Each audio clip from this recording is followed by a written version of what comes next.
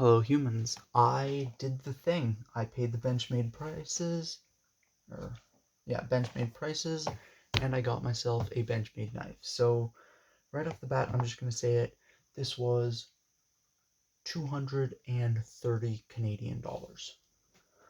I got the benchmade tagged out, 154 cm blade with the axis lock. It's got this nice cardboard box, select edge, blue class, whatever. None of this stuff actually matters. Is there anything fun in the box? Benchmade Knife Company, not really. Oh, the box is 75% post-consumer waste. That's fun. Handle with care. Packaged extremely sharp. See? It says so right in the box. It's very sharp. Sure. Ooh. I get way too excited about this. I like getting a pouch with my knives. Even just like a little baggie like this. Like, it's not much, but I do quite like having them just because it makes storage easier. It's full of styrofoam, which I'm not the hugest fan of. It's just more waste. Wait, why is there multiple different pieces of cut styrofoam? Like, I can't even... It's a pain, like... Now I gotta take a knife and, like, dig out the second piece of styrofoam in order to recycle the box. That is stupid. Oh my god. Kaiser Escort, in case you're wondering. Yeah, the cardboard box is nice. I don't like having styrofoam in it. I think that's really stupid. This folds out like a roadmap, so that's super fun. What are you trying to sell me?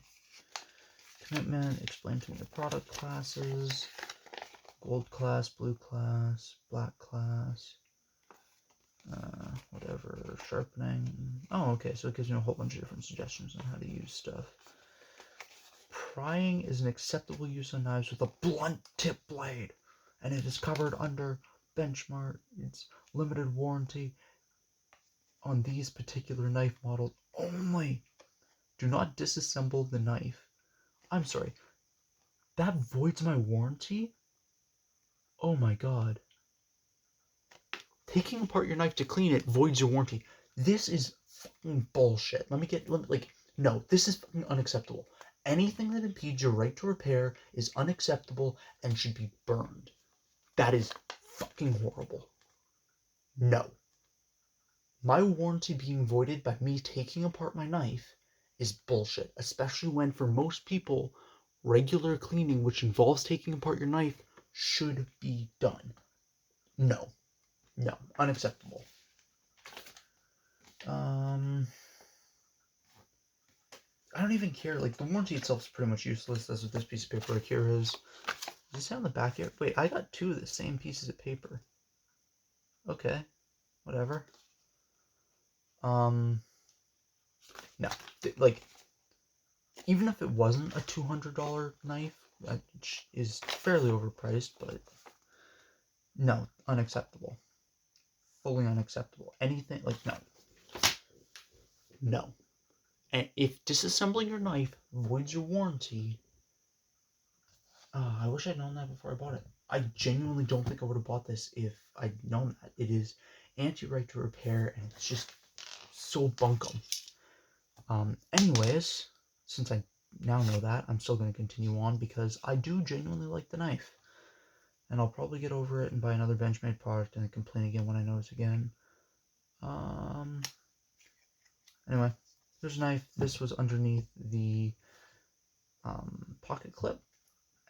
Genuine access mechanics, see back panel. Wait, does this explain to me how to use a right side, non-Benchmade, logwood side? This knife is for right side pocket carry. If you prefer clip carry, the knife in the left side pocket is important.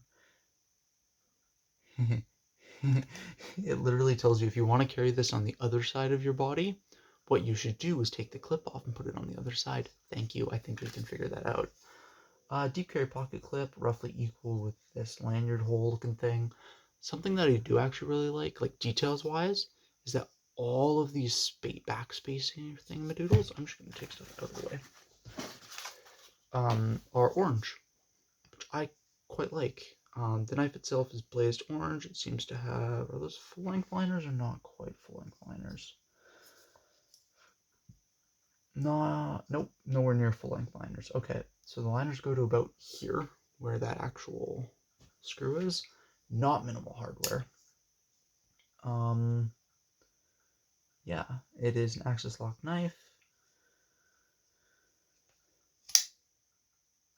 It does flip quite well. It is 154 cm. They're more proud of that than they are telling you, well, on this side here, it's big and bold. You can see the benchmade butterfly. On this side right here, it says benchmade company and CPM 154 steel. Action needs to get broken in just a little bit. It's not quite there yet.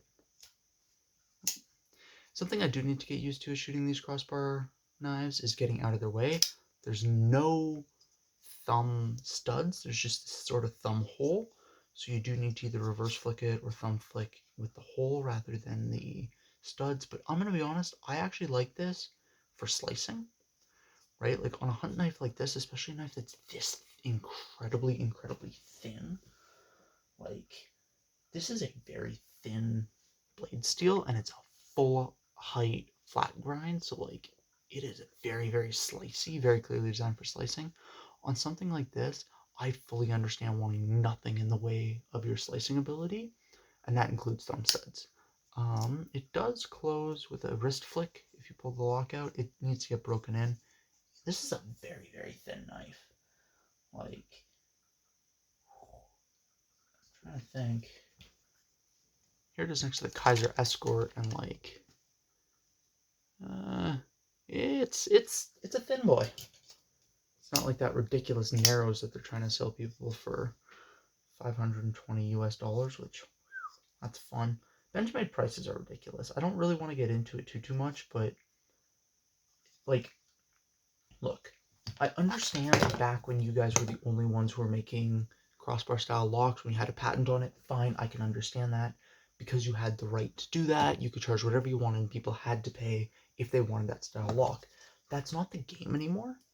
And they've just sort of hit this point where they're like charging that price in order to justify having charged it previously, which I think is a little bit ridiculous.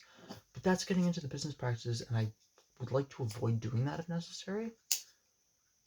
It does need to get broken in. And like obviously part of that is just me not being very good at using these yet, but it does need to get broken in. The edge itself feels pretty good. It's got this nice clip point blade. I think that this is a wicked looking knife. Like I really do like the way this thing looks. Let's see how it slices. Oh, hello. That is quite good. Yeah, that slice is quite nice. Overall, I mean, there's no flex really in the scales. Like, I'm putting a fair amount of pressure on there, and they're not flexing very much, which I think is quite nice. Action needs to get broken in, but that's fine. It will break in. There we go. I had to like give that a solid bit of flick.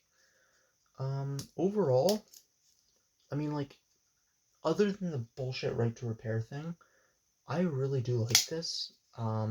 It's a nice knife. It's quite comfortable in my hand. It's a good length, both for everyday carry and for more heavy use. I think that the design is pretty much exactly what you want it to be for this sort of, you know, hunting, camping knife. It's lightweight enough. You could backpack with it fairly easily. It fits nicely in a pocket. Like, this is a very good knife. Benchmade business practices, yeah, whatever. I like it. I'm quite happy with it. I don't know if I get another one. I might get new scales for it though. Something brass I think would look really good on this. But for now, I'm really happy with this thing, and it's super fun to play with and fidget.